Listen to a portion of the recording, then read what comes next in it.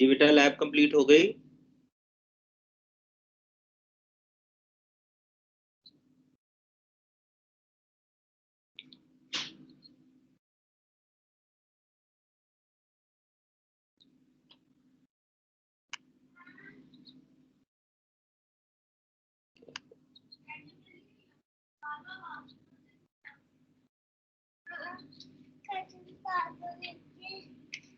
जी ketchup डलवा लो कुछ।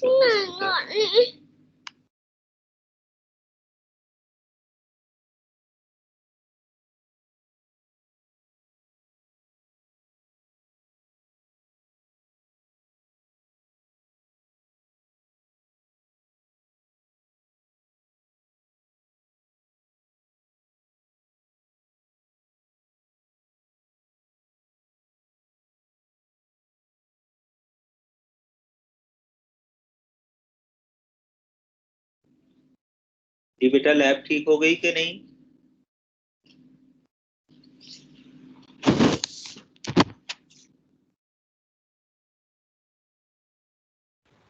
Sir अभी कंप्लीट नहीं हुई है। अच्छा कितना काम हो गया? जो सर पहला वाला टास्क था। पहले वाले टास्क में क्या मसला था? वो तो 4 तारे सिर्फ आपने लगानी थी, उसमें क्या मसला था? सर मसला नहीं था, असल में साथ साथ रिपोर्ट भी करी थी मैं, इसलिए मुझे टाइम लग गया उसमें। अच्छा चलो ठीक है, ओके ओके।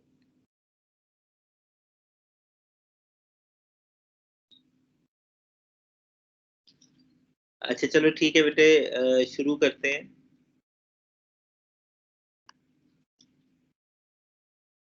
आज अगेन हम दो छोटी चीजें देखेंगे जो कि एंटेना से, एंटेना की डेफिनेशन से थोड़ा रिलेटेड है, इम्पोर्टेंट है।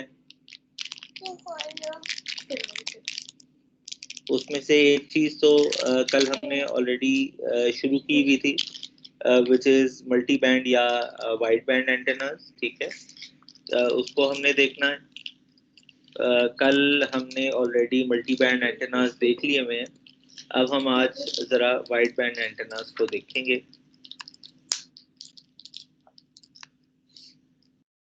इसको हम चेंज कर देते हैं।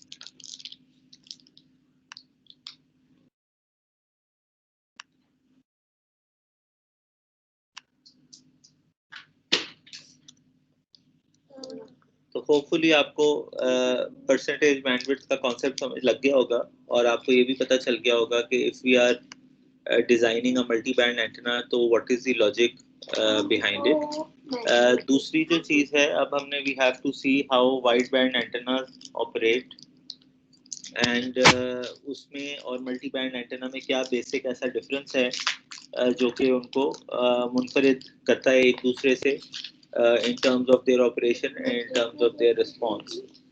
एक जो अगर आप कंपैरिजन करें between a multi band antenna and a wide band antenna, तो जो मल्टी बैंड एंटेना है इट हैज, जैसा कि हमने कल देखा था कि it has more than one या मल्टीपल रेजोनेटिंग एलिमेंट्स के मुराद ये है कि मोर देन वन एंटेना एलिमेंट्स। ठीक है, रेजोनेंस होती है तभी एंटेना एक पर्टिकुलर फ्रीक्वेंसी को प्रोड्यूस करता है। ठीक है, तो multiple resonating elements multi band और मल्टी बैंड एंटेनाज में, लेकिन उसके मुकाबले में जो वाइड बैंड एंटेनाज होते हैं inherently they have a single element.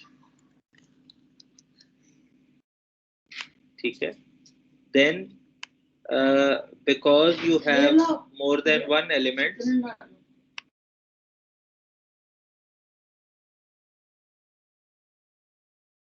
क्योंकि आपके पास एक से ज्यादा एलिमेंट्स हैं, तो यू नीड सम मैकेनिज्म कि उन दोनों को आप किसी तरीके से एनर्जी ट्रांसफर कर रहे हैं, या उन दोनों में किसी तरीके से आप करंट जनरेट कर रहे हैं in order for the antenna element to operate. ठीक है, तो कल जैसे हमने देखा कि they had a little bit of complex feed arrangement. हम प्रॉक्सिमिटी कपलिंग कर रहे थे, हम डायरेक्ट फीड कर रहे थे, लेकिन at least one of the elements was proximity coupled। ठीक है, तो प्रॉक्सिमिटी कपलिंग के फायदे तो हैं, लेकिन उनके अपने इनहेरेंट डिसएडवांटेजेस भी हैं।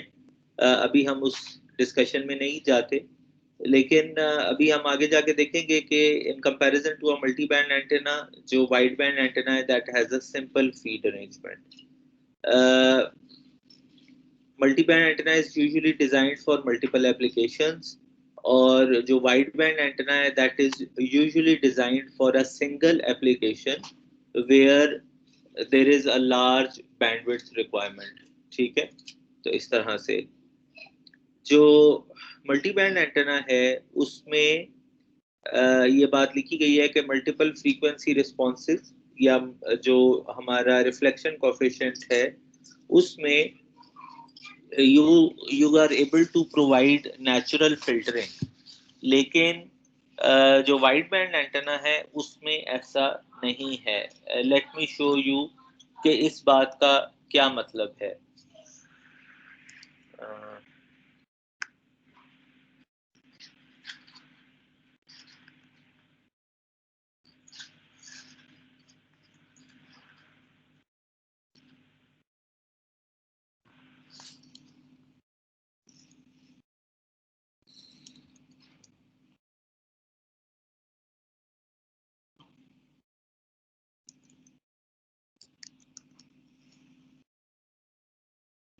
जी बेटा, ये तस्वीर मैं काफ़ी यूज़ करता हूँ, काफ़ी फ्रीक्वेंटली। अगर आप देखिए तो this is band of frequencies designated for GNSS। ठीक है, ग्लोबल नेविगेशन सैटेलाइट सिस्टम, जिसके अंदर GPS is one component, GLONASS which is a Russian system, that is another component, Galileo which is a European navigation system that has another component। तो ये तीन है। ठीक है, इसमें एक चौथा भी कंपोनेंट ऐड हो गया है which is now a Chinese part which is called Beidou, and let me see if I can find a figure जिसमें Beidou भी साथ में शामिल है। हाँ जी, ये this over here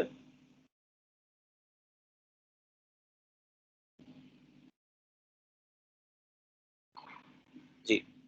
तो if you look at it, the band of frequencies which is starting from somewhere 1150 megahertz, and it is coming down till 1610 megahertz। ठीक है, लेकिन ये लोअर बैंड और अपर बैंड के दरमियान में कुछ फासला है। There are some frequencies over here which are not being used by navigational systems but are used by other systems। Okay, now please answer my questions. If I ask you that I want to design an antenna that can receive all the GPS frequencies simultaneously, would you go for a wideband antenna or would you go for a multiband antenna?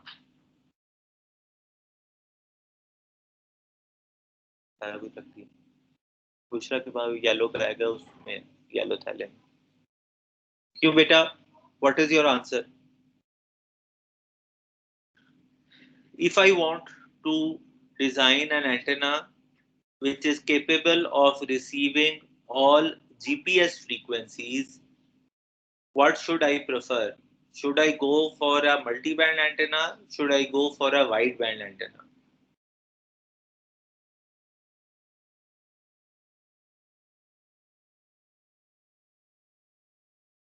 Sir multiband यहाँ पे choose कर सकते हैं। Okay, multi-band antenna आप choose कर सकते हैं, very good. अच्छा, if I want to design a receiver that can receive GPS and Galileo both, what should I do? Should I use the same multi-band antenna or should I go for a wide-band antenna now? Sir wide band ज़्यादा बेहतर रहेगा क्योंकि हमें अब बहुत सारे मल्टीबैंड्स use करने पड़ेंगे। ठीक है, वेरी गुड।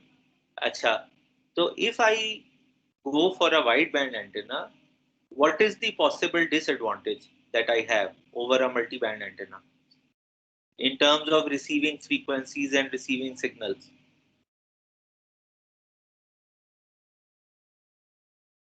सर पूरी बैंड में से हमें सिर्फ अपना पार्ट फिल्टर आउट करना पड़ेगा. ठीक है, तो अब आपको इस बात की समझ लग गई. ये जो लास्ट पॉइंट मैंने लिखा है कि if you are using a multi band antenna, तो व्हाट हैपेंस इज कि जो मल्टी बैंड एंटेना है it is working on only specific frequencies. ठीक है, तो शायद उसकी नैरो बैंड होने की वजह से और मल्टीपल फ्रीक्वेंसीज के ऊपर काम करने की वजह से maybe it does not require any filtering process. ठीक है, लेकिन if you are using a wide band antenna then you may require some filters so that at least जो आपके पास एक आउट ऑफ बैंड सिग्नल है which is somewhere over here, जो ये वाला बैंड है, so that you can reject all the interference which is coming down at these particular frequencies. ठीक है, तो फिर you will have a wideband antenna which is sort of working from this frequency up till this frequency somewhere 1.1 megahertz से लेके 1.1 gigahertz से लेके 1.6 gigahertz तक. लेकिन डिपेंड करता है, अगर आप जीपीएस इस्तेमाल कर रहे हैं तो यू वुड नीड फिल्टर्स जो कि इन ब्लू फ्रीक्वेंसीज को खाली फिल्टर आउट करे और आगे रिसीवर को पास ऑन करे. अगर आप गैलीलियो इस्तेमाल कर रहे हैं तो यू नीड सम फिल्टर्स जो कि इन पर्पल बिट्स को फिल्टर आउट करे और आगे पास ऑन करे. अगर आप ग्लोनास में इंटरेस्टेड हैं तो maybe you need filters to do this.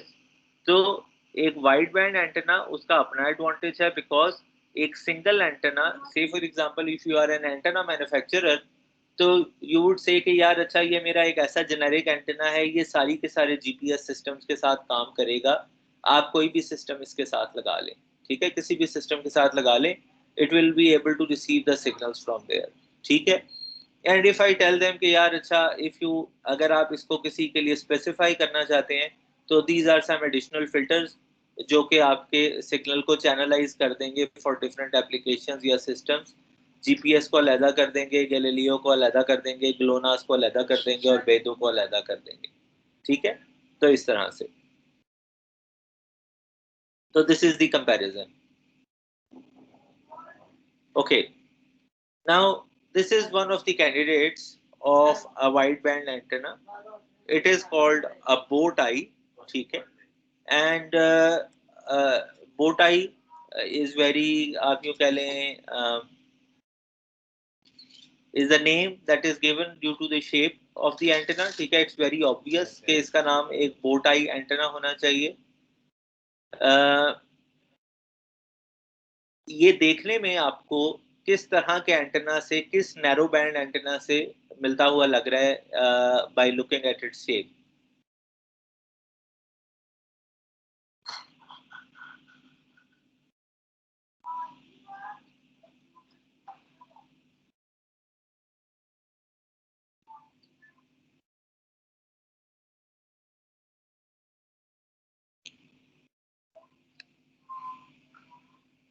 जी बेटा, कौन कौन है? शाहिद, आप हैं इधर बेटा?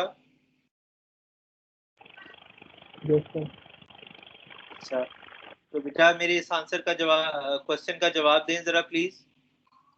लेट मी नो कि ये एंटेना किस और एंटेना से, जो हमने डिफरेंट एंटेनास पढ़े हैं, इसकी शक्ल किससे मिलती है.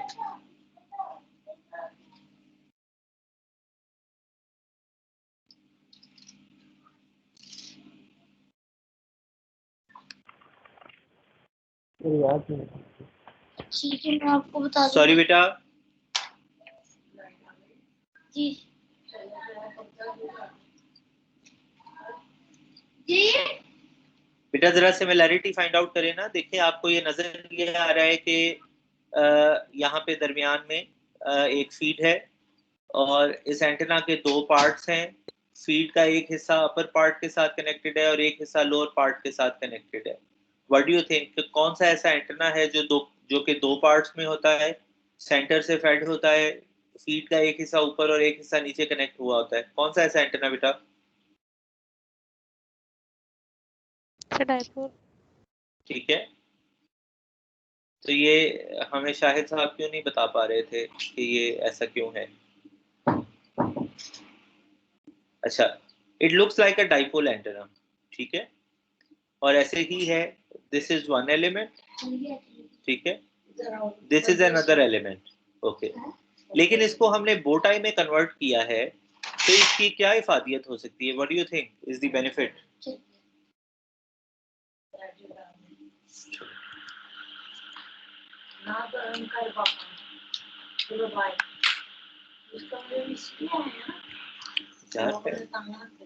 मैं पढ़ा रहा हूँ।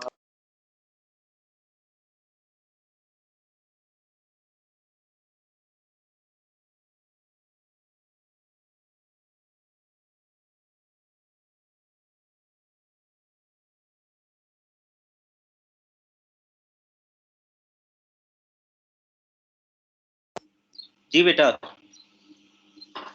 डेटा ऑफ कर देना। हाँ जी, मैंने आपसे सवाल पूछा।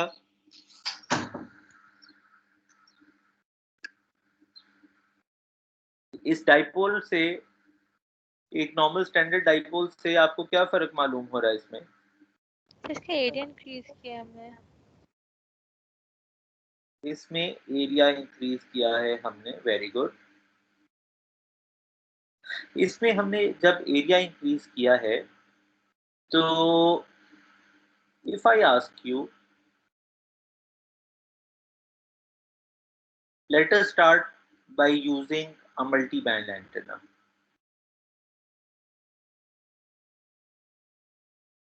This is one antenna which is lambda 1 by 2. This is the other antenna which is lambda 2 by 2. ठीक है, तो what is happening कि it will operate on two frequencies, right? ऐसे ही है।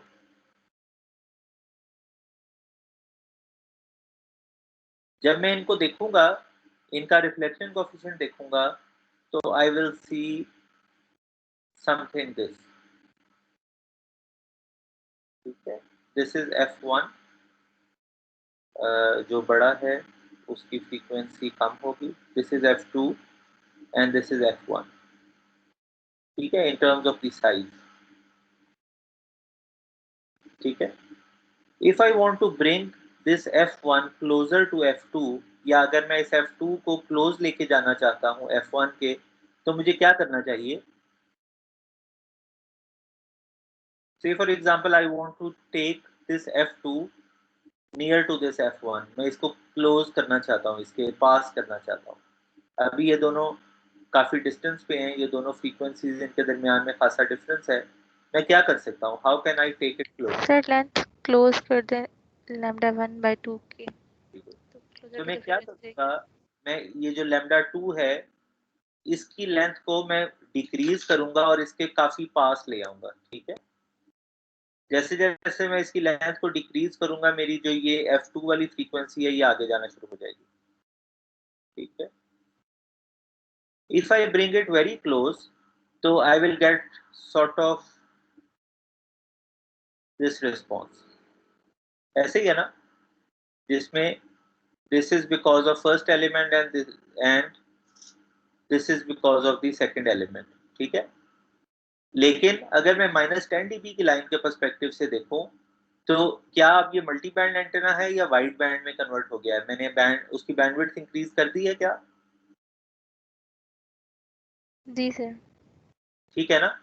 तो अब अगर आप ये देखें, तो ये जो एक बो टाई एंटेना है, this is similar to a dipole, लेकिन if you look at it, different frequencies के ऊपर अगर आप डिफरेंट एंगल में मूव करें, तो मुझे ये बताइए, दिस इज, अगर ये स्ट्रेट वाला एलिमेंट नंबर 2 है एंड ये जो इंक्लाइंड वाला है, सॉरी स्ट्रेट वाला एलिमेंट 1 है और इंक्लाइंड वाला एलिमेंट नंबर 2 है, ठीक है, तो क्या मुझे बताइए कि इनमें से लेंथ में आपको लगता है कि कोई एक बड़ा और एक छोटा है? यस टू सर बड़ा, ठीक है ना, जो 2 वाला है वो बड़ा है, इसका मतलब है कि इसकी कम फ्रीक्वेंसी होगी, और जो ये वाला 1 है, ये छोटा है, इसकी फ्रीक्वेंसी ज्यादा होगी। लेकिन इनके दरमियान में जो डिस्टेंस है, जो डिफरेंस इन लेंथ है, दैट इज वेरी मार्जिनल, तो अब आप इसको यूं कंसिडर कर सकते हैं कि मैंने मल्टीपल डाइपोल्स को,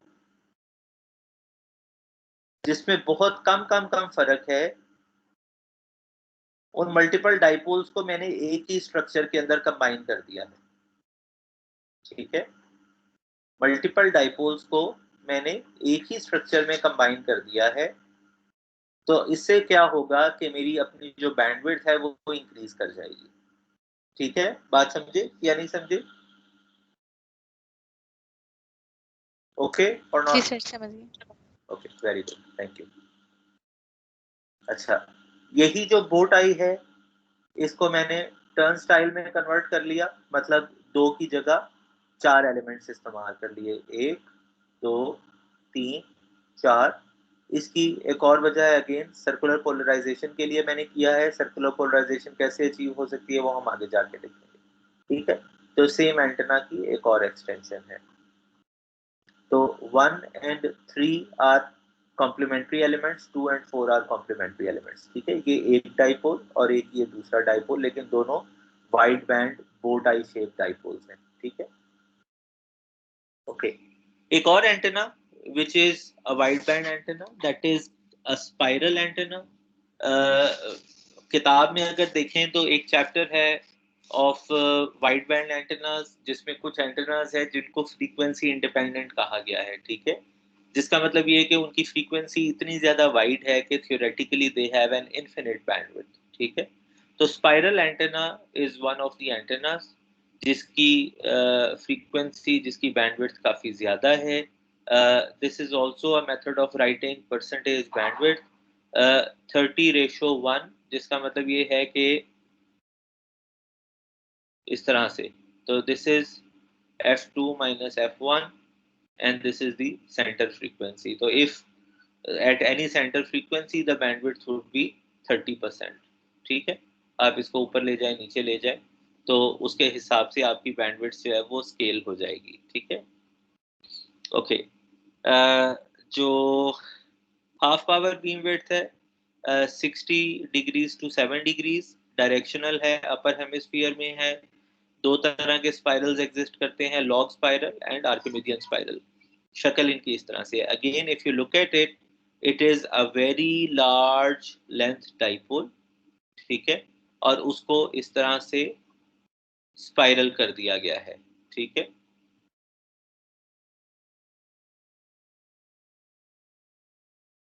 तो वेरी लार्ज लेंथ डाइपोल, उसको स्पाइरल कर दिया गया है।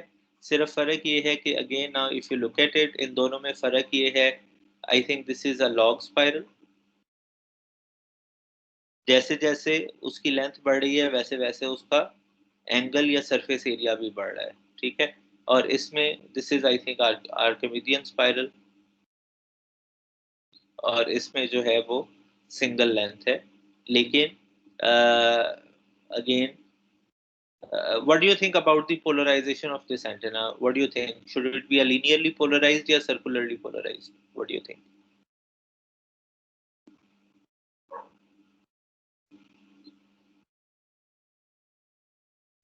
Okay, this is another antenna, which is a wideband antenna, and it is sort of an extension या inspiration from Yagi.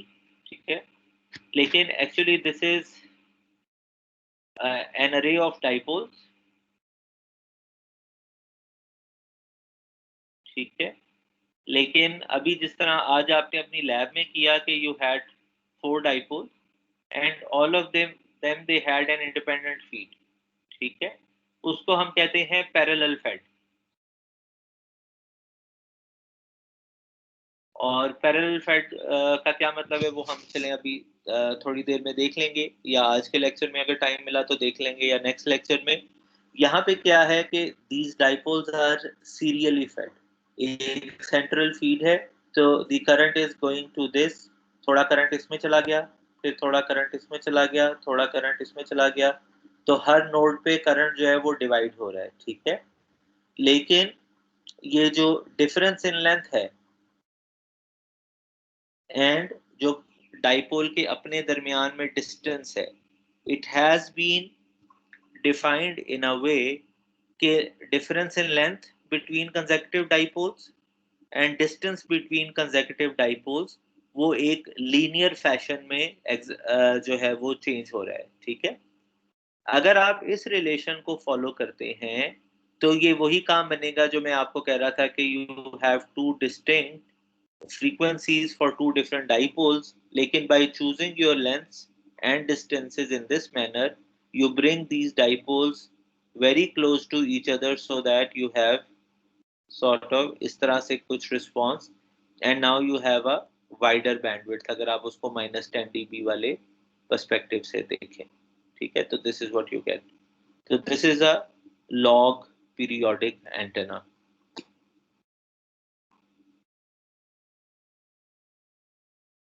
ये उस लॉग पीरियोडिक एंटेना की लीनियर वो है configuration, this one.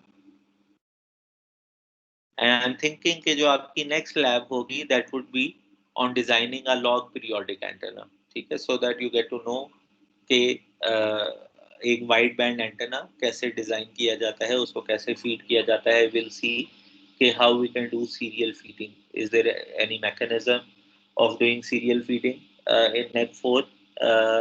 I have to check if there is, तो फिर हम एक log periodic antenna भी डिजाइन करेंगे so that हम wide band antenna के कैंडिडेट को भी कवर अप कर लें। This is another antenna. This is called a Vivaldi antenna. जो Vivaldi है again, this is the modification of a dipole. You have one element over here and other element over here. इसकी shape कुछ इस तरह से आपके सामने आती है कि जिस तरह एक बोटाई है, इसको अगर आप हाफ कर दें, ठीक है, क्योंकि दूसरी साइड सिर्फ सिमेट्री को कायम करने के लिए है, और इसके बाद इन दोनों को अगर आप बेंड कर दें तो you get something like this, इस तरह से, या अदर वे अराउंड। तो ये कुछ शेप मॉडिफिकेशन करके तो you've got another antenna. UWB band is from 3 gigahertz to 10 gigahertz, ठीक है, ultra wide band, more than 25%, more than 30% bandwidth, ठीक है। So these are the few antenna candidates which are for wideband applications. Let us start something which is start discussing about different types of antenna feeds, और उसमें हम let us see how do we move.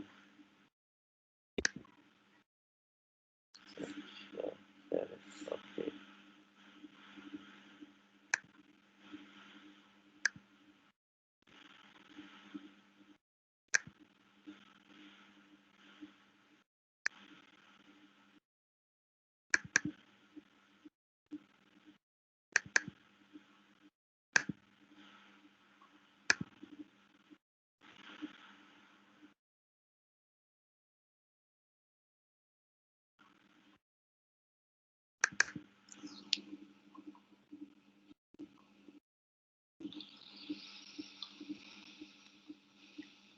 इसमें ज़्यादा detail से material हम थोड़ा later on cover करेंगे। For the moment I want to tell you about these two things, ठीक है। For the moment we just want to cover power dividers and let me tell you what is the reason कि why do we want to cover. Okay, आपके पास आपने एक antenna design कर लिया, ठीक है, and now you have a requirement of feeding that particular antenna, ठीक है। कौन कौन से फीडिंग मेथड्स हैं, किस तरीके से हम एंटेनास को फीड कर सकते हैं, माइक्रोस्ट्रिप में तो हमने देख लिया, लेकिन there has to be some physical device जो कि आपके ट्रांसमीटर और एंटेना के दरमियान में आके कनेक्ट होगी, so that energy is transferred from the source or the transmitter to the antenna. इस तरह की जो डिवाइस है उसको हम नॉर्मली ट्रांसमिशन लाइन कहते हैं या वेवगाइड कहते हैं। डिफरेंट कॉन्फ़िगरेशंस वेवगाइड्स की या ट्रांसमिशन लाइंस की क्या है ये हम बाद में जाके देखेंगे, ठीक है। लेकिन देयर आर टू थिंग्स जिनको हमें देखना हमारे लिए ज़रूरी है। say for example, we want to ask, yeah, we have design an array and we need to feed this array. ठीक है, हमें इसको we have a transmitter over here या source over here which has a single output. ठीक है, और 50 ohms का हमारे पास कनेक्टर लगा हुआ है. ठीक है, and the application requires that it should be a uniform linear array. ठीक है, when we say uniform linear array, it means all of the elements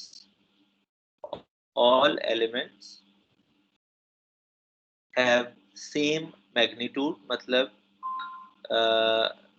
जो उसका कोफिशिएंट है अरे फैक्टर के एक्सप्रेशन में जो उसका कोफिशिएंट है same AI and same delta आई. मतलब एलिमेंट्स जो हैं इनके दरमियान में फेज डिफरेंस भी कांस्टेंट है. ठीक है, I do not know we call it delta और beta, sorry, same beta I. ठीक है, तो phase difference should be 0 for all elements and all of them they should have same amount of power. ठीक है, so now in order to do that, what we can do is, if there is a mechanism of dividing this power into 4 parts, if we have some power divider 1 cross 4 power divider, so then you'll have one input port and you will have 4 output ports. So there would be one cable connecting this from this, and there would be a cable connecting this, this, this, and this. ठीक है, तो 1 cross 4 power divider. So we have a Butler matrix. ठीक है, जो कि power को तो divide कर देता है इक्वल पार्ट्स में, लेकिन बटलर मैट्रिक्स का डिसएडवांटेज ये है कि बटलर मैट्रिक्स के लिए बीटा की value is not equal to 0. ठीक है, बीटा की value is not equal to 0, जिसका मतलब ये है कि this is not a uniform linear array. It is a linear array, it has uniform amplitude, लेकिन फेज डिफरेंस इज नॉट 0. या यूनिफॉर्म लीनियर अरे में this is not a broad side array, beam direction will not be straight, इस यानी perpendicular to the axis नहीं होगी. ठीक है, इस केस में theta equal to 0 degrees would be broadside array. ठीक है, where z is this, x is this, and y is this. ठीक है, तो we cannot use Butler matrix. So what happens is that we come up, we use some other device. For example, which is shown over here, this is a piece of microstrip circuit, और इस device का नाम है Wilkinson power divider. ठीक है, and it is also used as a combiner. ठीक है, तो विल्किंसन डिवाइडर या विल्किंसन कंबाइनर, इसमें क्या होता है, 1 input and 2 outputs, 2 and 3 port device है, एक इनपुट है, और इसमें है क्या कि both of the elements equal power division, और इन दोनों के दरमियान में, दोनों आउटपुट के दरमियान में जो फेज है, यानी फेज का जो डेल्टा है, that is equal to 0 degrees. Both of them they are at the same phase value. ठीक है, कोई एडिशनल फेज डिफरेंस ये इंट्रोड्यूस नहीं करती. ठीक है, so the idea is, if you want to feed this 4 element array and you have a one transmitter, so what you will do, you will have one Wilkinson divider like this, and then you have another Wilkinson divider. तो अब क्या होगा, all these ports will have same power level and same phase value coming over here. There is no phase difference between these feed elements. ठीक है। इस तरह की जो फीडिंग है, जहां पे आप एक अरे को फीड कर रहे हैं by splitting your single power source into multiple, इस तरह की फीड को हम कहते हैं कॉर्पोरेट फीड। ठीक है, this is a parallel feed mechanism by the way.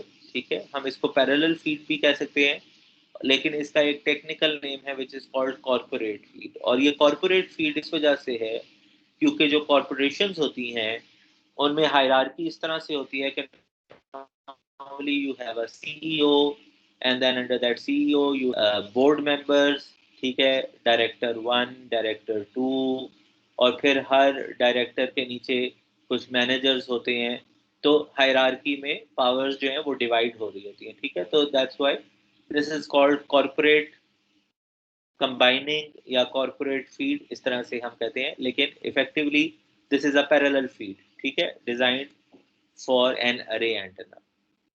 Another mechanism of feeding an array antenna is, जो कि मैंने आपको अभी दिखाया है,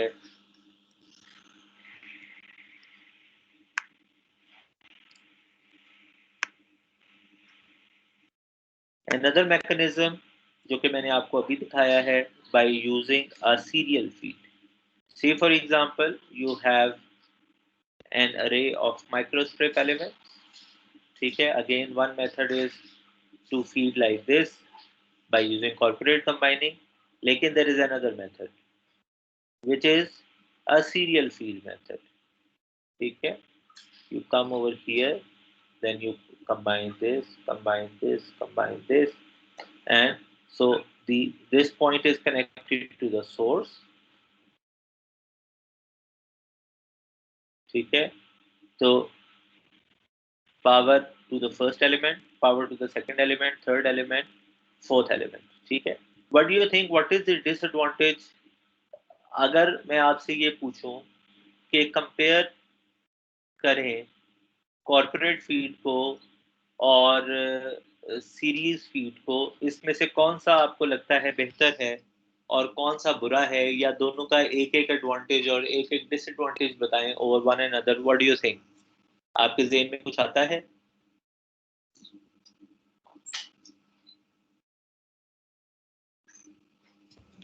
सर सीरीज में तो ये मसला होगा कि अगर सेंटर में से कोई एक एंटेना रिमूव हो जाता है या फीड में कोई मसला हो जाता है तो बाकी आगे वाले काम नहीं करेंगे। वेरी गुड, ठीक है, एक डिसएडवांटेज हो गया, वेरी वैलिड डिसएडवांटेज। और उसके अलावा एडवांटेज आपको क्या लगता है? सर इस तरीके से हमें जो डिवाइडर है वो यूज करने की जरूरत नहीं पड़ेगी। ठीक है, हमें कोई एडिशनल कॉम्प्लेक्स स्ट्रक्चर यूज करने की जरूरत नहीं है, हमारा अपना सेम स्ट्रक्चर, एक ही ट्रांसमिशन लाइन उस सारे को पूरा कर देगी।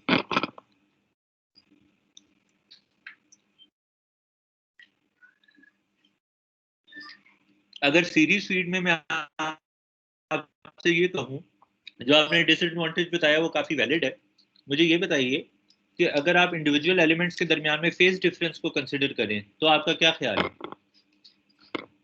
क्या सीरीज फीड कभी आपको ब्रॉड साइड अरे बनाने में हेल्प कर सकती है?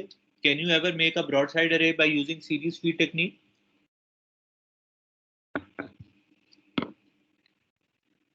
नहीं सर उसमें तो सेम फेस आएगा भी नहीं कभी भी क्योंकि एक दूसरे का इनपुट बन रहा है। लेकिन देखें, एलिमेंट नंबर 1 सोर्स से फॉर एग्जांपल मैं कहता हूं कि हर जो फीड एलिमेंट है उनके दरमियान में λ/2 का डिफरेंस है। ठीक है, तो जो फर्स्ट एलिमेंट है सीरीज फीड में, ये सोर्स से कितना दूर हुआ?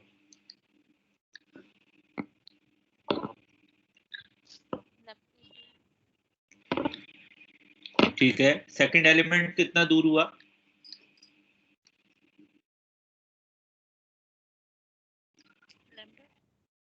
ठीक है, इन दोनों के दरमियान में कोई फेज डिफरेंस है एलिमेंट 1 और 2 के दरमियान में? एक सोर्स से लैम्डा डिस्टेंस पे दूर है, एक λ/2 डिस्टेंस पे दूर है।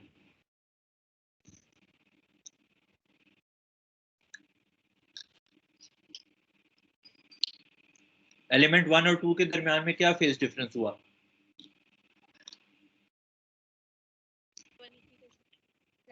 सॉरी बेटा, lambda by 2 का difference lambda by 2 is 180 degrees. 90 degree. ठीक है, चलें सेकंड और थर्ड उसके बारे में बताइए। दूसरे इंडिविजुअल के बीच में सेम डिफरेंस रहेगा। तो इसकी जो बीम की डायरेक्शन है वो किस तरफ होगी, ब्रॉड साइड या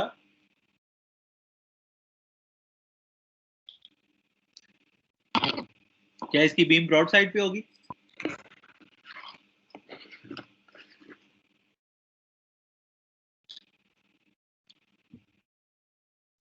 नहीं सर, नहीं होगी ना, क्योंकि हर एलिमेंट के दरमियान में एक फेज डिफरेंस है। अब ये इसका एक इनहेरेंट डिसएडवांटेज है कि if you have a single linear array तो आपको सीरीज फीड में ये डिसएडवांटेज होगा कि आपकी जो बीम है वो ब्रॉड साइड की तरफ नहीं होगी। ठीक है, मामू भी दे दी। बड़ी अच्छी बनी है अगर आप।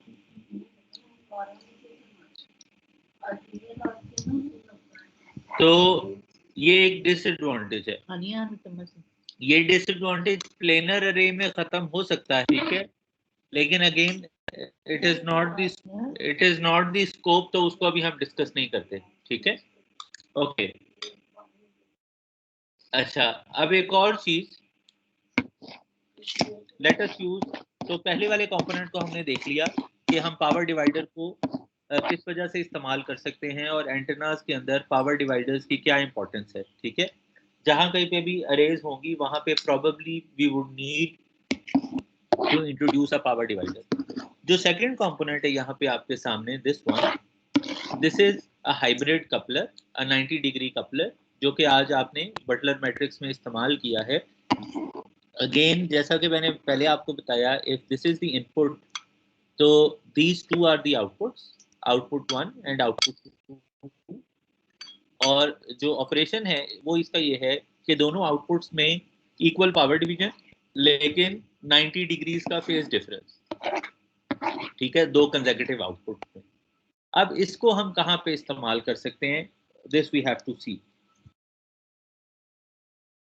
एक तो हमने इसको बटलर मैट्रिक्स में इस्तेमाल किया, लेकिन I will make an antenna for you and you have to tell me कि ये एंटेना क्या काम कर रहा है। I have one microstrip patch, I have one feed, I have another feed connected to it, and यहाँ पे I have a hybrid coupler connected over here.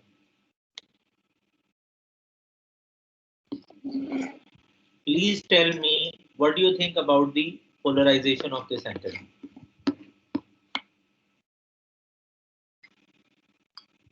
क्या पोलराइजेशन होगी इस एंटेना की? What do you think? Circular या optical? ठीक है, circular polarization, right hand circular या left hand circular?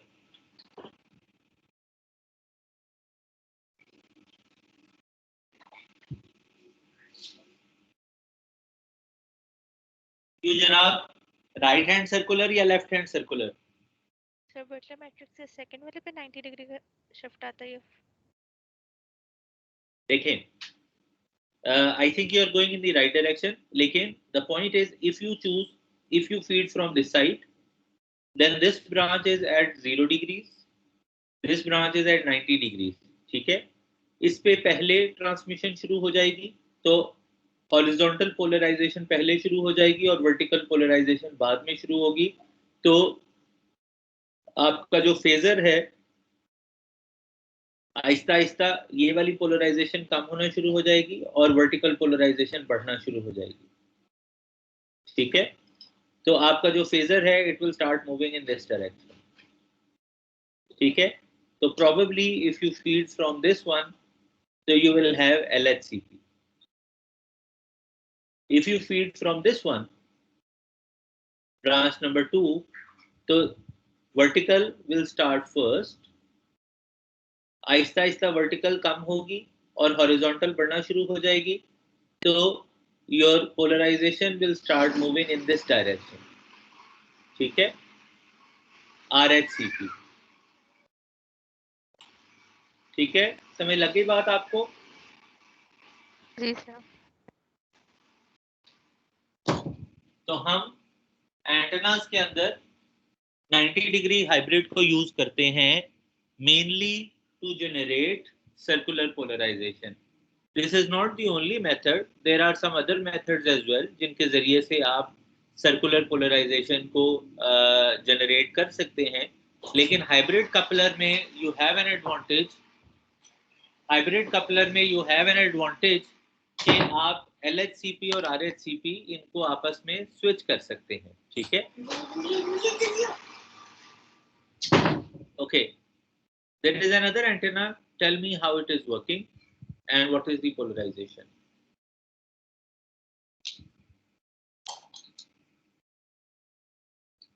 A circular patch, ठीक है, single feed divided into two feeds. What do you think? Linear polarization होगी या circular होगी?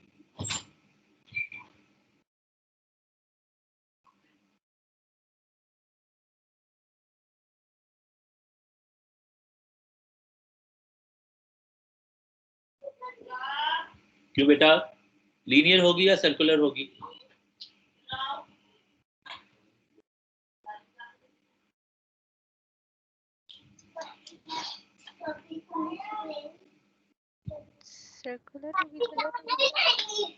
सर्कुलर होगी. क्यों सर्कुलर होगी और कौन सी होगी?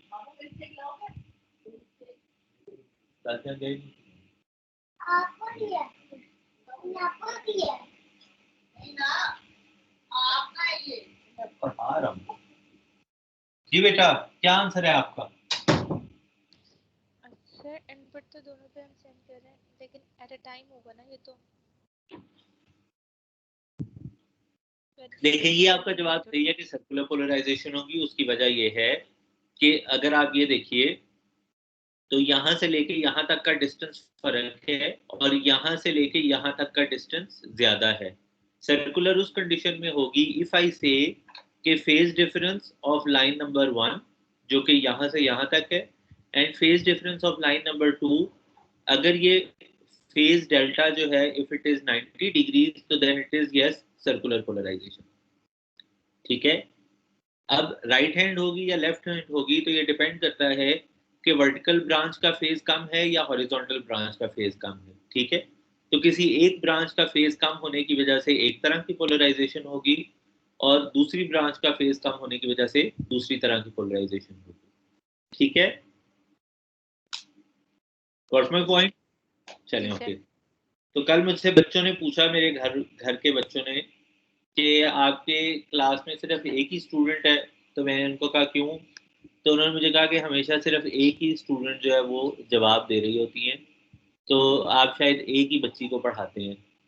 तो बेटा आप लोग भी बाकी भी पार्टिसिपेट किया करें प्लीज़, अगर आपने क्लास ज्वाइन इन की है, ताकि मुझे पता चलता रहे कि आपकी लर्निंग हो रही है या नहीं हो रही. ठीक है, तो it is your responsibility to participate in the class.